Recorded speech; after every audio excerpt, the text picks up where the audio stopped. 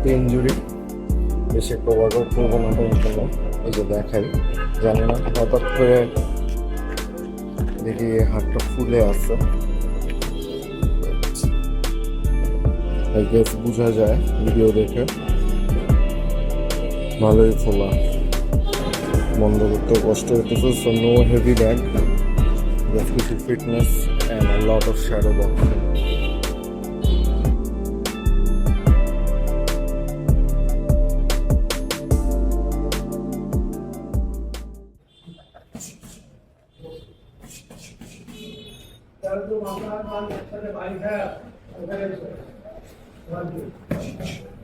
আপনারা ভাবতে পারেন যে হাতে ব্যথা, তাও র্যাপস কেন করতেছি, যদি আমি ব্যাগ মারবো না, হেভি ব্যাগ মারবো না, কিন্তু আমার কেন জানি মনে হয় যে র্যাপস করার জন্য হাতটা কমপ্রেস থাকবে এবং একটু ব্যথাটাও কম হবে, একটু বেটারও ফিল করবে।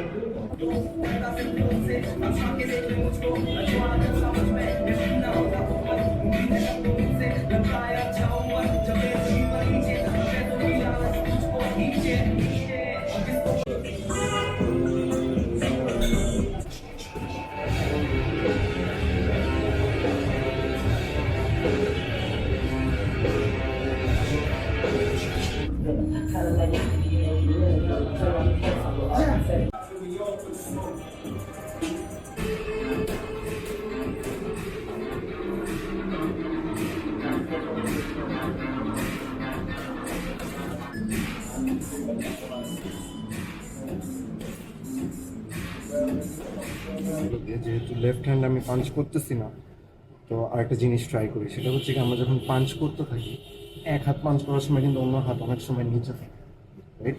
তো এই এক্সারসাইজ যদি আমরা এটাই প্র্যাকটিস করবো, যেন এই হাতটা নিচে না থাকে। সো আমি ইউজ করতেছি একটা টেনিস বল। সো করবো কি, এখানে এই হাতটা অল টাইম কনস্ট্যান্ট থাকবে, এই টেনিস বলটা ধরে থাকবো আমি এখানে, এবং অন্য হাত দিয়ে আমি পাঞ্চ করবো। যে এই বলটা আমার এখানে রাখতে হবে, এটা এইভাবে পড়ে যেতে পারবে না। আমি যদি পাঞ্চ করার সময় হাত নামায় ফেলি, বলটা পড়ে যাবে। আমার হাত অল টাইম থাকতে হবে, এবং এটা একটা ভালো অভ্যাস। যখন ম্যাচ খেলবো তখন সাবকনশিয়াস মাইন্ডে আমার হাতটা এখানেই থাকবে, এটা নামবে না, যদি অভ্যাস ভালো, সেটাই আমরা প্র্যাকটিস করবো।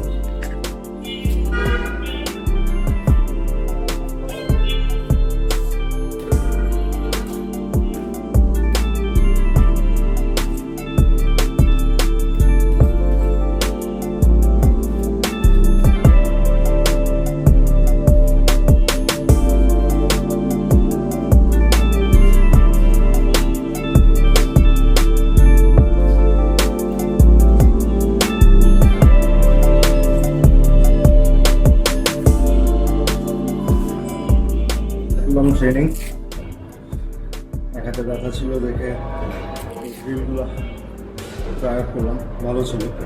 এখন র্যাপসগুলো দেখি যে যদিও কোনো কন্ট্যাক্ট হয়নি, কোনো ব্যথা আমি ফিল করে নেই, তারপরে হচ্ছে দেখি যে ব্যথাকে বাড়লো না কমলো, ফুললো নাকি আরো।